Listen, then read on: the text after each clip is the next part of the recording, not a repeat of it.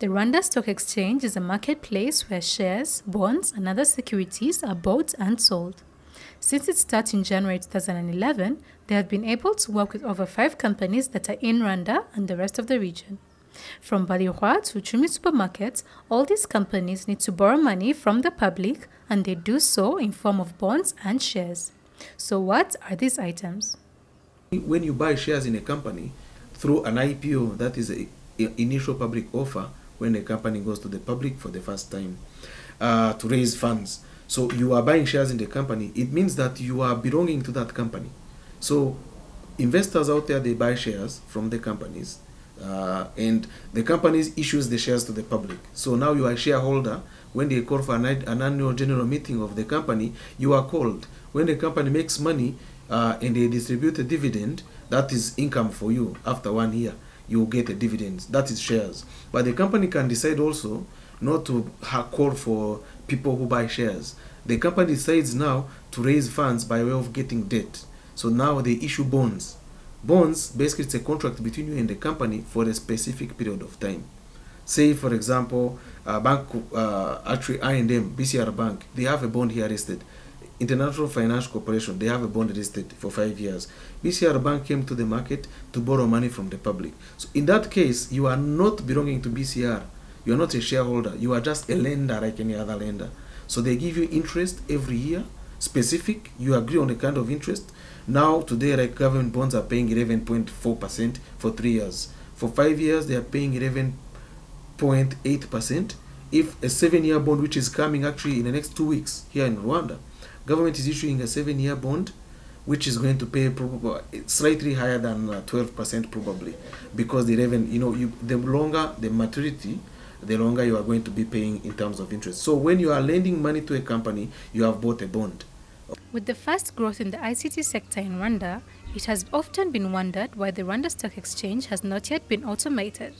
Well, Mr. Silasta explains. Well, we still work on whiteboard, first of all, for 2 reasons. The first one, when you are creating a market, this market is intangible enough.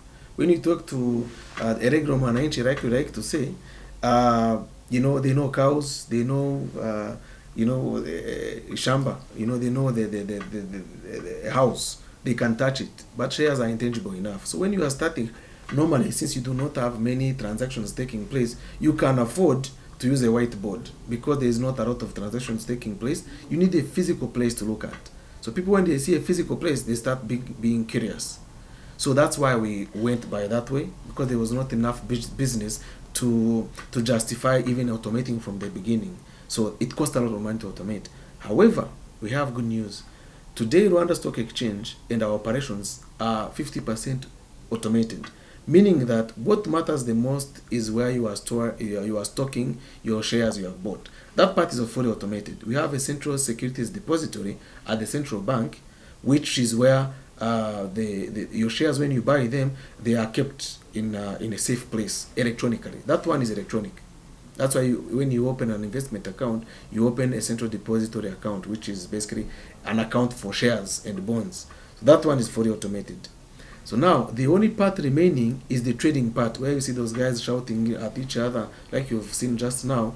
That one is still a whiteboard. However, we have already concluded the negotiations. We have a system here on our floor for automation. So it's a world-class technology, which we are going to be using in the near future.